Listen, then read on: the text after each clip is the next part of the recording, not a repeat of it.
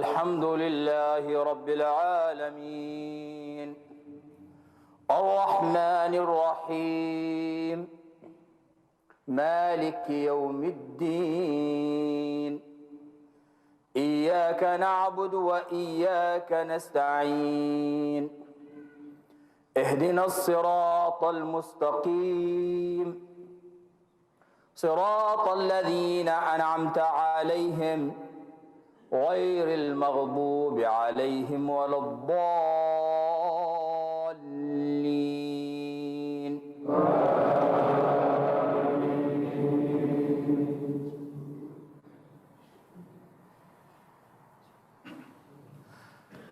ألم نشرح لك صدرك ووضعنا عنك وزرك الذي أنقض ظهرك ورفعنا لك ذكرك فإن مع العسر يسرا إن مع العسر يسرا فإذا فرغت فانصب وإلى ربك فارغب. الله أكبر.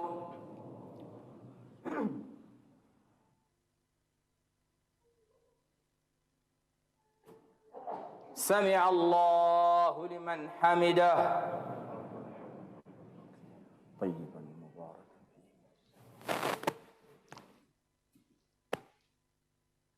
الله أكبر.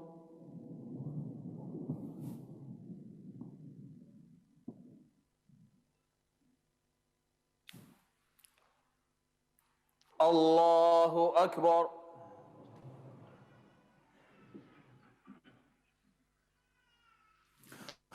الله أكبر.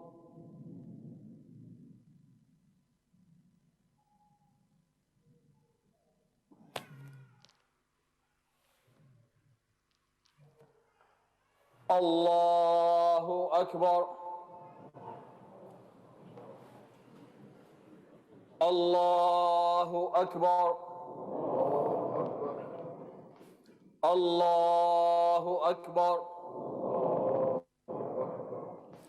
الله أكبر. الله أكبر. الله أكبر.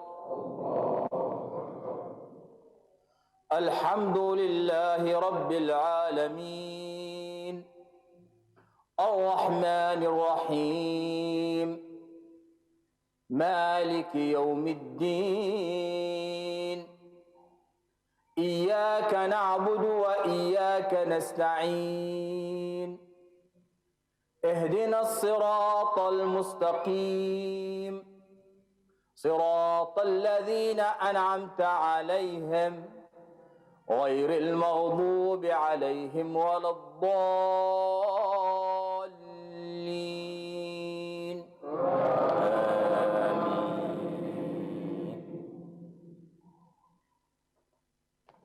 إذا جاء نصر الله والفتح ورأيت الناس يدخلون في دين الله أفواجا فسبح بحمد ربك واستغفره إنه كان توابا. الله أكبر.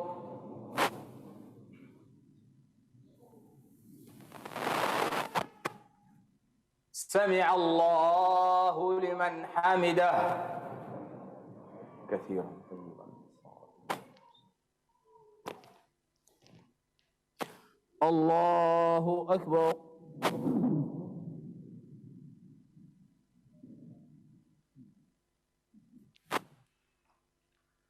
الله أكبر. وارحمني واهدني وعافني وارزقني. الله أكبر.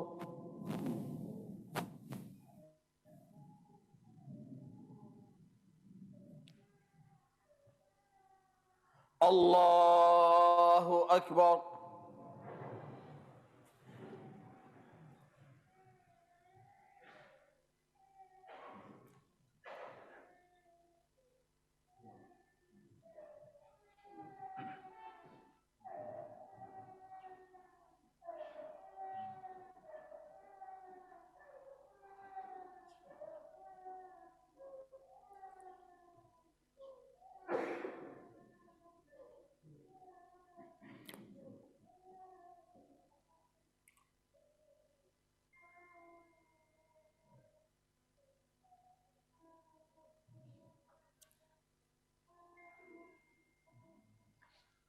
السلام عليكم ورحمة الله. السلام عليكم ورحمة الله.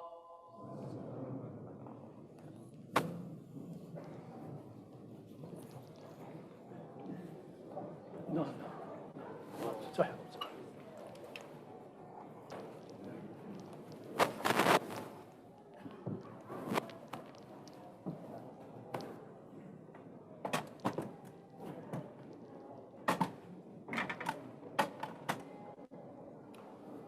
الله أكبر الله أكبر الله أكبر الله أكبر الله أكبر الله أكبر الله أكبر الله أكبر الله أكبر الله أكبر كبيرا والحمد لله كثيرا وسبحان الله بكرة وأصيلا. الحمد لله على نعمة الإسلام، الحمد لله على نعمة الإيمان، الحمد لله على أن جعلنا من أهل رمضان ومن أمة رمضان. يا رب لك الحمد حمدا كثيرا طيبا مباركا فيه، ملء السماوات وملء الأراضين وملء ما شئت يا ربنا من أي شيء بعد. يا رب لك الحمد، يا رب لك الحمد كما ينبغي لجلال وجهك وعظيم سلطانك. أشهد أن لا إله إلا أنت وحدك لا شريك لك، وأشهد أن نبينا محمدا عبدك ورسولك. اللهم صل وسلم وبارك عليه وعلى آل بيته الطاهرين وزوجاته أمهات المؤمنين وصحابته الغر المحجلين وعلى التابعين وتابع التابعين ومن تبعهم بإحسان إلى يوم الدين، وعنا معهم بمنك وفضلك وجودك وكرمك يا أكرم الأكرمين ويا أرحم الراحمين يا رب العالمين. عباد الله، معاشر الصائمين، الحمد لله الذي أكرمنا وجعلنا من هذه الأمة المباركة خير أمة أخرجت للناس. وقد أكرمنا ربنا سبحانه وتعالى بشهر مبارك عظيم تغفر فيه الذنوب وتقبل فيه التوبات ويتقرب إلى الله سبحانه وتعالى فيه بأنواع الطاعات، فله الحمد سبحانه. وقد قال ربنا سبحانه وتعالى وصفها بأنها أياما معدودات، وها هي كانت أياما معدودات وقد ولت، ولكن بركاتها بإذن الله باقية وآثارها تكون معنا دائما بإذن الله. وهذا اليوم يوم فرح وسرور وتكبير، فقد قال ربنا سبحانه ولتكملوا العدة ولتكبروا الله على ما هداكم. لك الحمد يا رب على كل نعمة، ومن أعظم النعماء قولي لك الحمد. نحمده سبحانه على أن هدانا للصيام والقيام، ونسأله سبحانه وتعالى أن يتقبل منا الطاعات. ورسول الله صلى الله عليه وسلم كان يظهر الفرح والسرور لهذا اليوم، وقد أبدل هذه الأمة بعيدين يأتيان بعد ركنين من أركان الإسلام، فعيدنا هذا يأتي بعد ركن الصيام. وللصائمين كما قال صلى الله عليه وسلم فرحتان، فرحة في يوم الفطر وفرحة عند لقاء الله. نسأل الله عز وجل أن يجعلنا من الذين يفرحون بلقاء الله، ونسأل الله سبحانه وتعالى أن يدخل فينا السرور في ذلك اليوم العظيم. والفرح يتعبد الله سبحانه وتعالى به، فقد قال ربنا قل بفضل الله وبرحمته فبذلك فليفرحوا. وكان رسول الله صلى الله عليه وسلم يخص هذا اليوم بلبس خاص وبإظهار الفرح والسرور. وقد ورد عن سيدتنا أم المؤمنين عائشة رضوان الله عليها أن رسول الله صلى الله عليه وسلم رأى الحبشة في مسجده في هذا اليوم يفرحون ويظهرون أنواع الفرح فأقرهم على ذلك، بل أذن لها أن ترى صلى الله عليه وسلم. ففي مثل هذا اليوم يجب أن نوسع على أبنائنا وعلى زوجاتنا وفي بيوتنا، وإظهار الفرح والسرور، بل أن يعم فرحنا حتى غيرنا من غير المسلمين، حتى يروا أن هذا اليوم يوم سرور وفرحة. ولكن فرحنا هذا مقيد بأنه فرح بطاعة الله. لقد كانت العرب في الجاهلية لها أفراح بنصر كذا وفعل كذا، ولكن الله سبحانه وتعالى أبدلنا بأن فرحنا طاعة لله عز وجل وقربة لله عز وجل، وهذا حال المؤمن دائما. عباد الله، كبروا وهللوا واذكروا ربكم، فهذا يوم فرح وسرور وذكر. الله أكبر، الله أكبر، الله أكبر، الله أكبر ولله الحمد. عباد الله، وفي يوم العيد يسن أن يبادر الإنسان بالصدقات والتقرب إلى الله بأنواع الطاعات، فهذا رسول الله صلى الله عليه وسلم ما إن تنقضي الصلاة كان يخرج إلى الناس ويحث النساء على الصدقات. وكان صحابة رسول الله صلى الله عليه وسلم والصحابيات يتبرعن بأنواع الحلي يقدمنها إلى بلال رضي الله عنه. فهذا باب من أبواب الشكر لله سبحانه وتعالى. أفادتكم النعماء مني ثلاثة: يدي ولساني وضمير المحجبة. ففي هذا اليوم فرض رسول الله صلى الله عليه وسلم زكاة الفطر، فمن فاتته فلا يفته التصدق والتبرع والإحسان إلى الناس. هذا ديننا. كذلك أيها المؤمنون، من المستحبات بل من أعظم الفضائل ومن أعظم القربات إلى الله سبحانه وتعالى في مثل هذا اليوم العفو والمسامحة. فالله الله في الأرحام، فالرحم معلقة بعرش الرحمن. أن لنا أن نظهر الفرح والسرور وأن نأتي ببيوت الله وقد قطعنا أرحامنا ولم نكرم آباءنا وأمهاتنا وزوجاتنا وأبنائنا. فهذه من أهم المهمات، أظهر الفرح والسرور.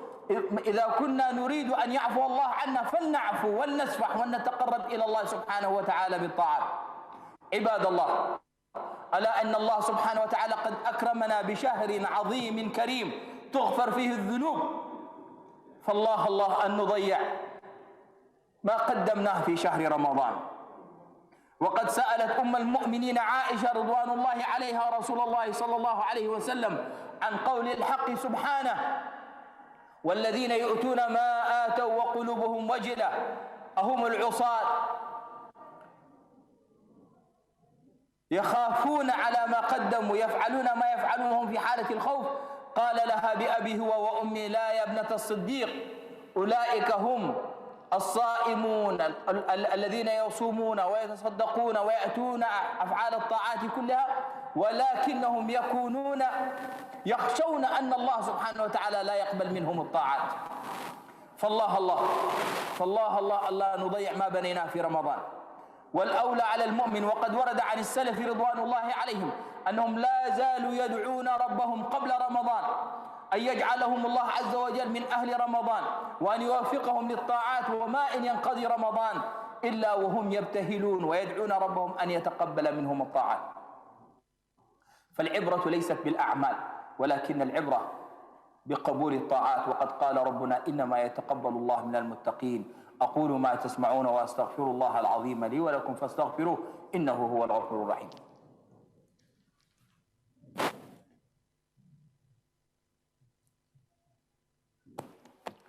الله أكبر، الله أكبر، الله أكبر، الله أكبر، الله أكبر، الله أكبر، الله أكبر، الله أكبر، الله أكبر، الله أكبر كبيرا، والحمد لله كثيرا، وسبحان الله بكرة وأصيلا.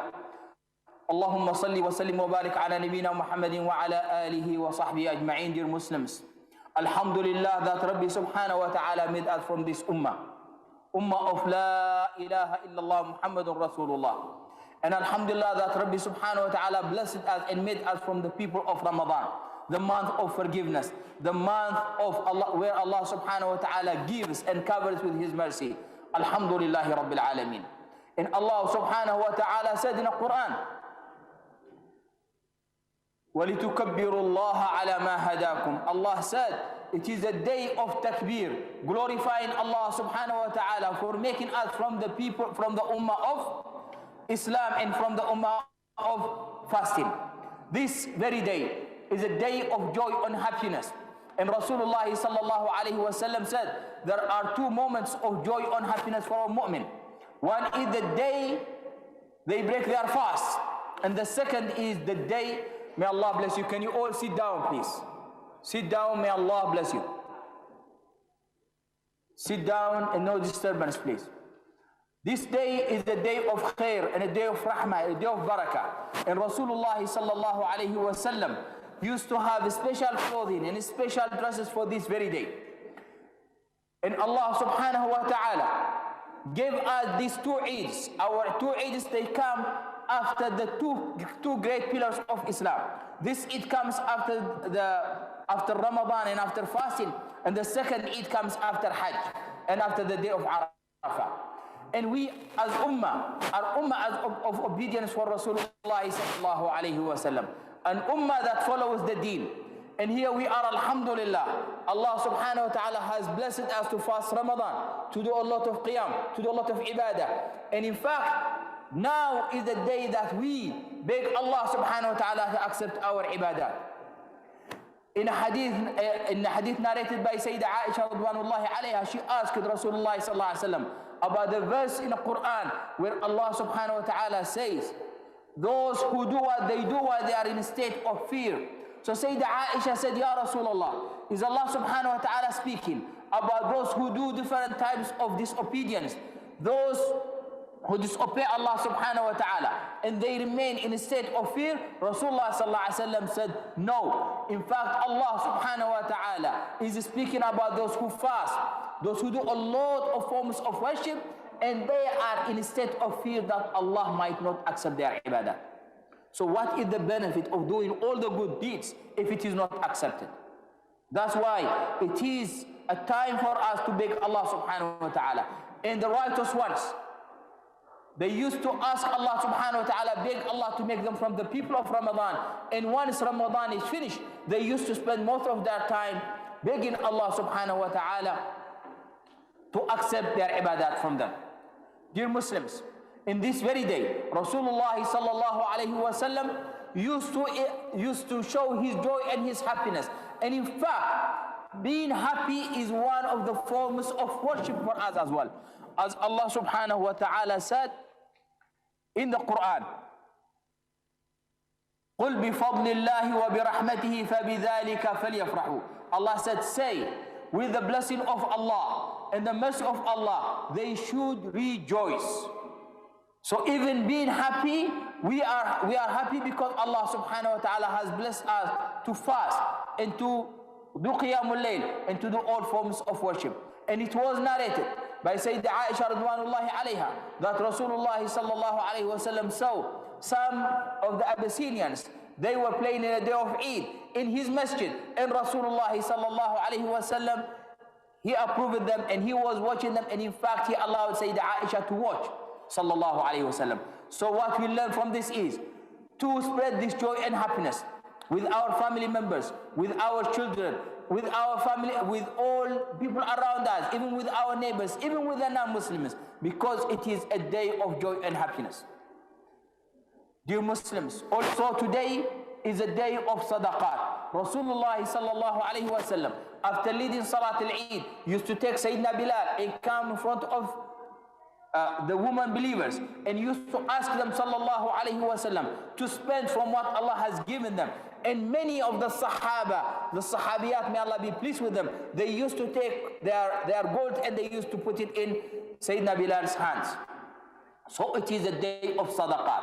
And this is from what Allah has given us. And Allah subhanahu wa ta'ala doesn't say in the Quran, give.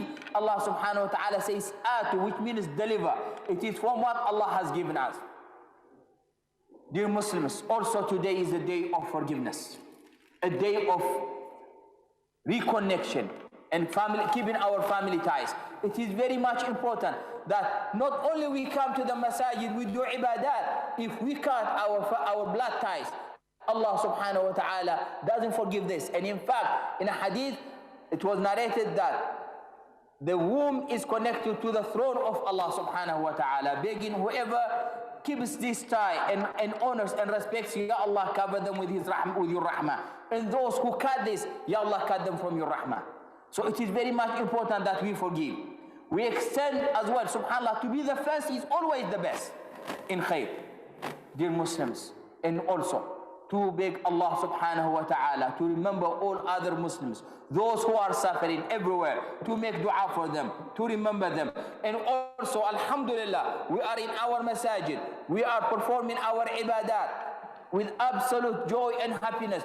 There are many others, much more pious than us, better than us, but they don't have what we have. So we have to be very grateful that Allah subhanahu wa ta'ala has given us this. So to remember them, to remember our brothers and sisters in Al-Aqsa, to make dua for them.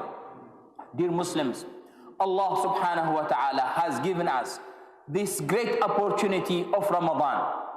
And Rabbi subhanahu wa ta'ala said there are numbered days. And yes, here they are. Subhanallah, we were waiting for Ramadan. Now Ramadan is finished, we are in the day of Eid. May Allah subhanahu wa ta'ala make us from those that Allah has accepted their fasting. Indeed, Rasulullah sallallahu alayhi wa sallam said, in Jannah there is a door for those who fast, call it Ar-Rayyan. May Allah make us from those who enter through that door, Ya Rabbi. And what a shame it will be, after all what we have done, if it wasn't accepted. So it is a moment also to reflect upon the days that we miss, the moment that we miss. Ramadan is a month of remembering Allah, of doing all forms of worship. So we have to intensify making our dua that Allah accept our fasting. And I have to remind my dear brothers and my dear sisters in this very day, Eid is a day of worshiping Allah subhanahu wa ta'ala as well. This is not the day of disobeying Allah.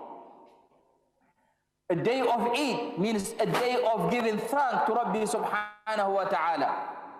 So I want all my brothers and all my sisters not to forget that Allah subhanahu wa ta'ala said to Rasulullah sallallahu alayhi wa sallam, وَعَبُدْ رَبَّكَ حَتَّى يَأْتِيَكَ الْيَقِينَ, and worship your Lord until the day of certainty. And our certainty when we leave this dunya. So in a day of Eid, whatever we do it following the teaching of Rasulullah sallallahu alayhi wa sallam. Yes, we should make this day special. Yes, in this day we have to spend extra for our families. Yes, in this day we have to greet and we have to reach out. But it is not a day of disobeying Allah subhanahu wa ta'ala in any way or any form. Because as an ummah, we go from one form of ibadah to another form of ibadah. Allah subhanahu wa ta'ala said, speaking of the day of Al-Adha, in day of Arafat, فَإِذَا أَفَضْتُم مِّنْ عَرَفَاتٍ فَاذْكُرُوا اللَّهَ عِنْدَ الْمَشْعَرِ الْحَرَامِ. Allah said, when you finish from the day of Arafah, remember Allah in Muzdalifah. So what do the people of Arafah do the whole day? They keep remembering Allah, praying and begging Allah subhanahu wa ta'ala, and yet Allah subhanahu wa ta'ala says,